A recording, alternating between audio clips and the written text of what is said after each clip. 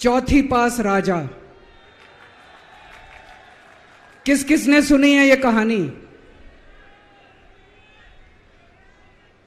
इस कहानी का महात्म्य है कि इस कहानी को जितनी बार सुनोगे, जितनी बार सुनाओगे, उतनी भगवान की कृपा आपके परिवार के ऊपर बरसेगी। इस कहानी का जितना प्रचार प्रसार करोगे, उतना देश की तरक्की होगी, उतना समाज की तरक्की होगी।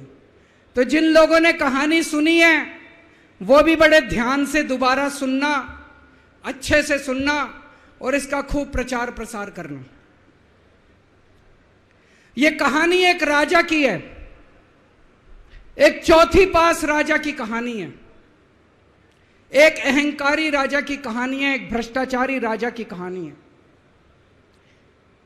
आप लोगों ने राजा और रानी की कई कहानियां सुनी होंगी। इस कहानी में राजा तो है, रानी नहीं है।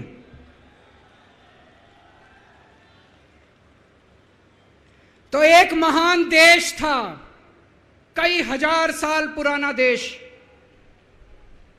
उस देश के एक गांव में एक बच्चा पैदा हुआ, बहुत गरीब घर में एक बच्चा पैदा हुआ। तो जैसे गांव के अंदर बच्चा पैदा होने पे ज्योतिषी आते हैं, ज्योतिषी आके बच्चे का भविष्य बताते हैं, ऐसे गांव का ज्योतिषी आया, उसने बच्चे की कुंडली देखी और बच्चे की मां को बोला कि माई, तेरा बेटा बड़ा होके बहुत बड़ा सम्राट बनेगा। माई को समझ नहीं आया, मैं इतनी गरीब, मेरा परिवार इतना गरीब, मेरा बेटा सम्राट कैसे बनेगा। खैर, बच्चा धीरे धीरे बड़ा होने लगा। गांव के सरकारी स्कूल में उसका एडमिशन करा दिया। उसका पढ़ने लिखने में मन नहीं लगता था। पढ़ते पढ़ते, क्लास करते करते चौथी में आके उसने नाम कटवा लिया। उसका पढ़ाई लिखाई में मन नहीं लगता था। बगल में, गांव के बगल में एक रेलवे स्टेशन था। घर में बहुत गरीबी थी। वो बच्चा वहां स्टेशन पे जाके चाय बेचने लगा।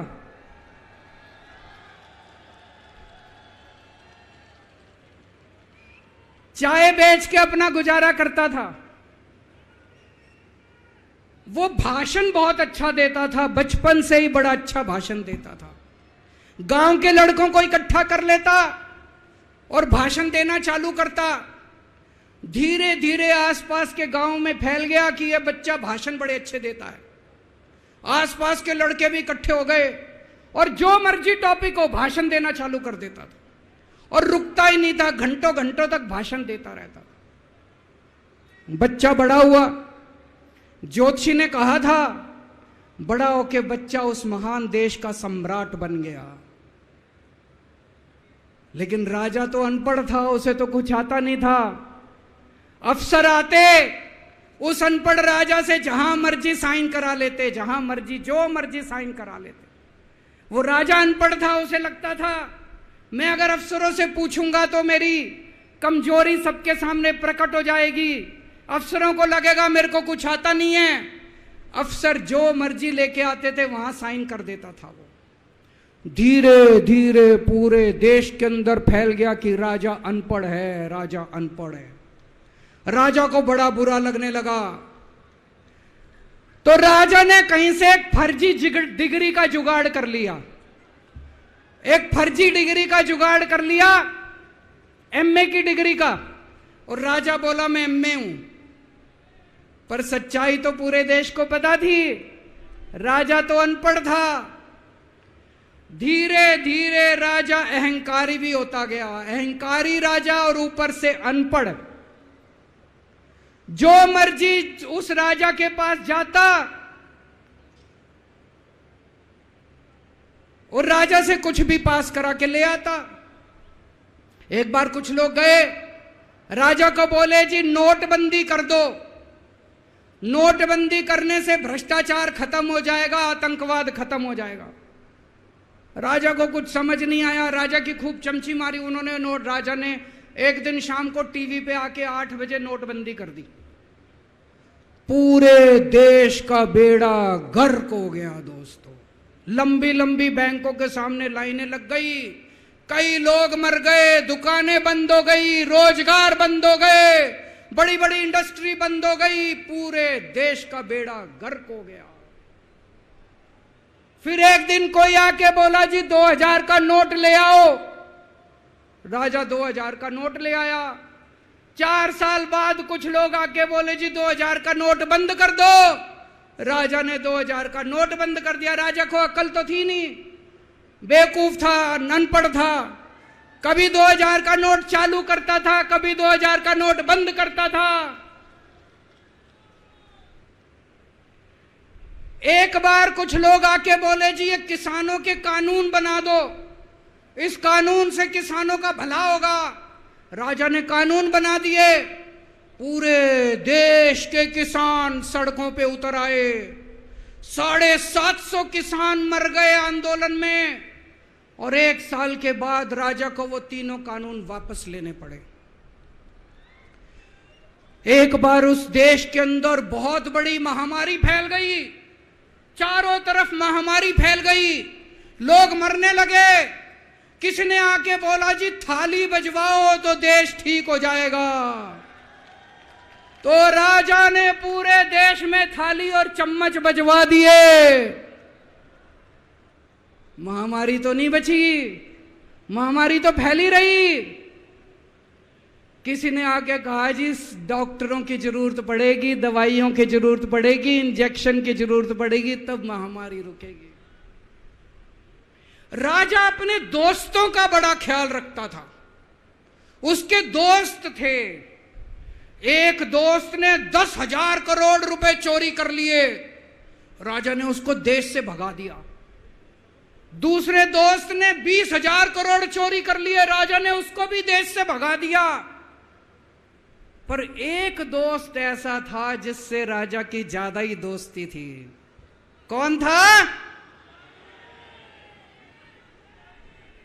उसको उन्होंने सारे एयरपोर्ट बेच दिए, सारे जहाज बेच दिए, सारे सीपोर्ट बेच दिए, उन्होंने आसमान बेच दिया, जमीन बेच दी राजा ने, खदानें बेच दी। उस दोस्त पे राजा मेहरबान था।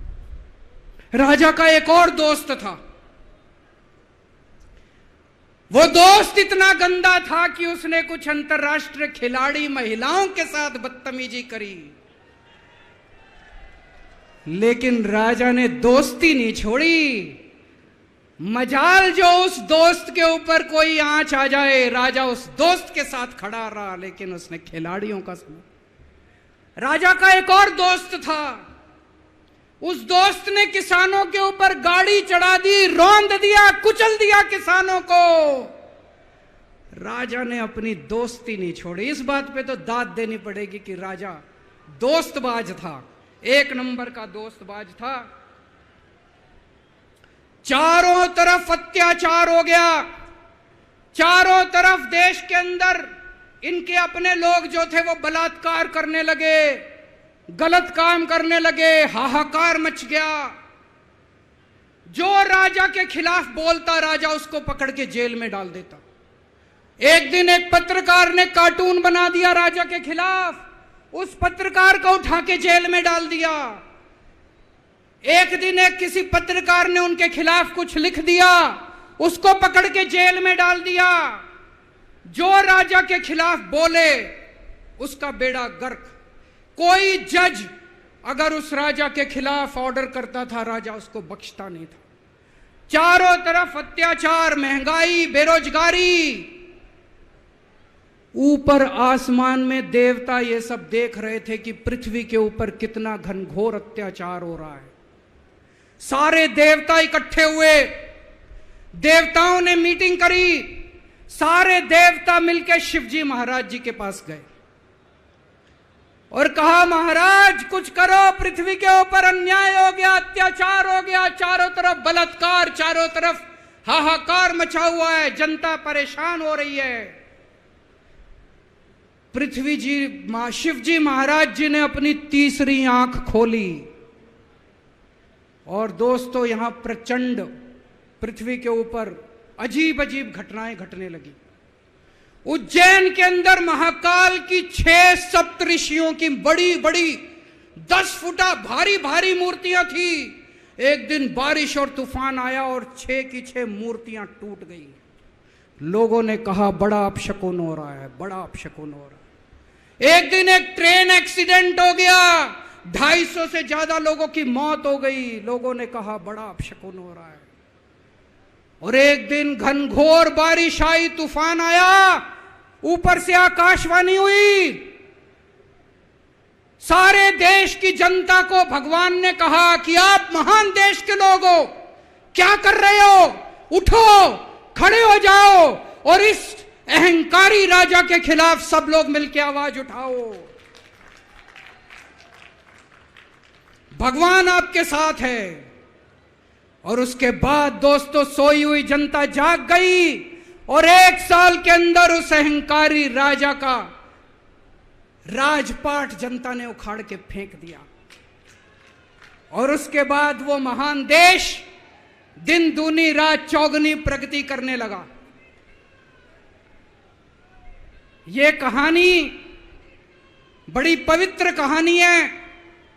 इस कहानी को सुनने से और सुनाने से परिवार का, समाज का और देश का बहुत भला होता है।